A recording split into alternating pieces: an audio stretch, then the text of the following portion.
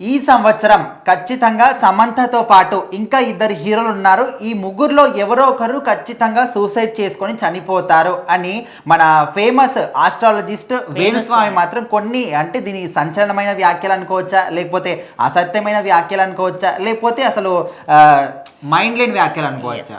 So ఓవరాల్గా ఒక audio leak అయిందనమాట. వేణుస్వామి ఒక జర్నలిస్ట్తో మాట్లాడిన ఆడియో అయితే ఇప్పటికే ఆయన పైన ఇటు తెలుగు ఫిలిం జర్నలిస్టులకి సంబంధించి వాళ్ళందరూ వెళ్ళి కేసు కూడా పెట్టడం జరిగింది. సో వాళ్ళందరూ పెట్టిన తర్వాత కూడా ఆయనకి కనీసం 1% కూడా ఇంగితం అయితే రావట్లేదనే చెప్పాలి. ఇప్పుడు అంటే అన్నారు అన్న పదమే ఎక్కువ వస్తుంది, కానీ ఎందుకు అంటున్నారు, ఒక మనిషిని తిట్టాల్సిన అవసరం ఎందుకు వస్తుంది ఏంటంటే ఇలాంటి కారణాలు. ఇప్పుడు సమంత అంట తన హెల్త్ కండిషన్ కూడా చనిపోతుందంట. అదే కాకుండా ప్రభాస్ కానీ విజయ్ దేవరకొండ కానీ వీళ్ళలో ఎవరో ఒకరు ఖచ్చితంగా సూసైడ్ చేసుకుంటారు. అవసరమా ఇలాంటి మాటలు? తెలియని విషయం ఏంటంటే సమంతకి ఇప్పుడే కొత్తగా ఏం కాదు, ఆమెకు దాదాపు ఒక 2-3 సంవత్సరాల నుంచి కూడా ఉంది. అంటే అలా అదొక రీజన్ అని చెప్పి కూడా తను విడాకులు తీసుకుంటుంది. ఇప్పుడు ఆమెకు వచ్చిన మయోసైటిస్ వ్యాధి పెద్ద అమ్మో ప్రాణాంతకమైన వ్యాధి కూడా కాదండి. అది బోన్స్ కి సంబంధించి ఏదో మిస్కమ్యూనికేషన్, బోన్స్ లో ఏదో ప్రాబ్లం ఉంటుంది అని చెప్పేసి అయితే నేను తెలుసుకున్నాను అనమాట నార్మల్. సో అట్లా అదొక చిన్న సమస్యనే, చాలా మందికి వస్తుంది. దానికి ఏంటంటే ఇంకా తనకి రావడంతో హైలైట్ చేస్తున్నాను తప్పించి అక్కడ ఏమీ లేదు. అంటే ఆల్మోస్ట్ అది ఆమెకు క్యూర్ అయింది కూడా అయిపోయింది. సినిమా కూడా చేసింది రీసెంట్ గా ప్రభాస్ సంబంధించి ఏదో ఆయన కింద పడ్డాడని చెప్పేసి రాజాసాబ్ సినిమా అంటే ఈయన కింద పడ్డం వల్ల ఆగిపోలేదంట. ఆయన హెల్త్ కండిషన్ పాడైపోయి ఆయన క్రిటికల్ కండిషన్ లో ఉన్నందుకు పాడైందంట. అందుకు కూడా కాదు, ఈయనకు అది ముందే తెలుసు కాబట్టి పాడైపోయింది. అంటే ఏదైనా కూడా నాకే తెలుసు నేనే తోపుని అని అనుకోవడం మానేస్తే బాగుంటుంది. ఎందుకంటే ఆయన ఒకానొక సందర్భంలో నిజంగానే ఫిలిం ఇండస్ట్రీ గురించి చెప్పిన వ్యక్తి, మంచి విషయాలు చెప్పిన వ్యక్తి, అదేవిధంగా చెడు విషయాలు కూడా చెప్పారు. ఈ మధ్య కాలంలో యూట్యూబ్ ఛానల్స్లో ఇంటర్వ్యూస్ ఇస్తూ ముందుకు వెళ్తూ ఉన్నారు. బాగుంది ఇది.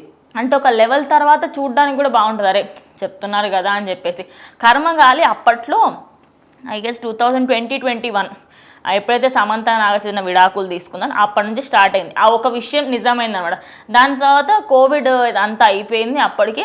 సో అప్పుడు ఆయన ఏమన్నాడంటే లేదు ఇప్పటి నుంచి నెక్స్ట్ ప్రభాస్ కెరీర్ అంతా నాశనం అయిపోతుంది, ఆయన ఒక్క సినిమా కూడా హిట్ అవ్వదు అని చెప్పేసి అన్నాడు అనమాట. నాకు ఇదంతా విన్న తర్వాత ఒక డౌట్ అనమాట.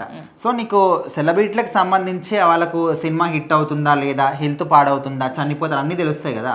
మరి డైలీ దేశం మీద మన సమాజంలో ఎన్నో హత్యల కేసులు జరుగుతున్నాయి, చిన్నపిల్లల మీద రేపులు జరుగుతున్నాయి, గ్యాంగ్ రేపులు జరుగుతున్నాయి, చాలామంది సూసైడ్ చేసుకుని చనిపోతున్నారు. రైతులకు సంబంధించి, గవర్నమెంట్కి సంబంధించి ఇలాంటి ఇష్యూస్ అన్ని కూడా జరుగుతుంటే ఓన్లీ సెలబ్రిటీలకు సంబంధించి ఎందుకు తెలుస్తాయి నీకు?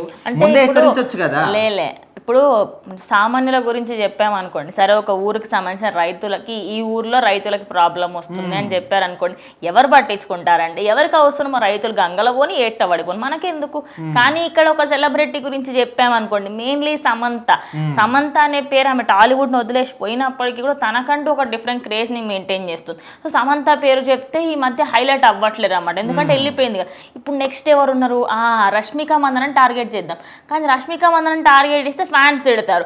సో ఆయన తనకి సంబంధించిన బెస్ట్ ఫ్రెండ్ అయినటువంటి విజయ్ దేవరకొండ టార్గెట్ చేద్దాం.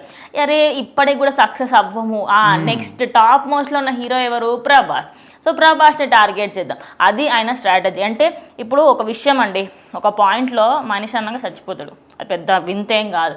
అది ఏమంటారు, పుట్టినాడే మరణం తప్ప, మరణించినాడు పుట్టడం తప్పడు అన్నట్టు.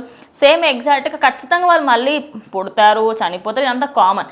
అయితే ఈయన మాత్రం ఒక స్పెసిఫిక్గా మనుషుల పేర్లు తీసుకుంటాడు, అది ఆయనకి ఇష్టం అనమాట. ఓన్లీ ఫేమస్ అయిన విషయాల గురించే మాట్లాడితే ఈయన ఫేమస్ అవుతాడు అనుకుంటే, రీసెంట్ గా మనకు మహాకుంభమేళ జరిగింది 144 సంవత్సరాలకు దాని గురించి ఒక్క మాట అది కూడా దేవునికి సంబంధించిందే కదా. సో అక్కడ ఎంతో మంది తొక్కిసాట్లో చనిపోయారు. సో అంతకుముందు ఒక రోజు నువ్వు హెచ్చరించవచ్చు కదా, రేపు అట్లా అక్కడ ఇది జరుగుతుంది, చనిపోతారు, జాగ్రత్తగా ఉండని చెప్పొచ్చు కదా. అవన్నీ మేము చెప్పాం, మేము ఓన్లీ సినిమా రంగానికి సంబంధించి సమంత గురించే చెప్తాం. ఇంకెక్కతక్క అంటే ఆమెకి విడాకులు అయిపోయిన దగ్గర నుంచి నేను ఆమె వెంటనే పడతా అన్నట్టుగా ఉందన్నమాట.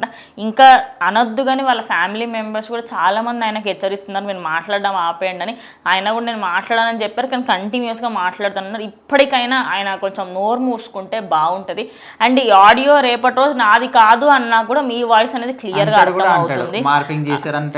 So what ever in case morphing చేసినా కూడా ఎవరికైనా కూడా సమంత మీద ప్రభాస్ మీద చెప్పాల్సిన అవసరం ఉండదు. అదొక కాల్ రికార్డింగ్ కాబట్టి నేను ఖచ్చితంగా అలా అయితే అనుకోను. సో చూద్దాం మరి రేపటి రోజు ఇంకా ఆయన బయటకు వచ్చిన తర్వాత ఇప్పుడు పోలీసులు కూడా ఆయన పట్టించుకుంటే బాగుంటుంది.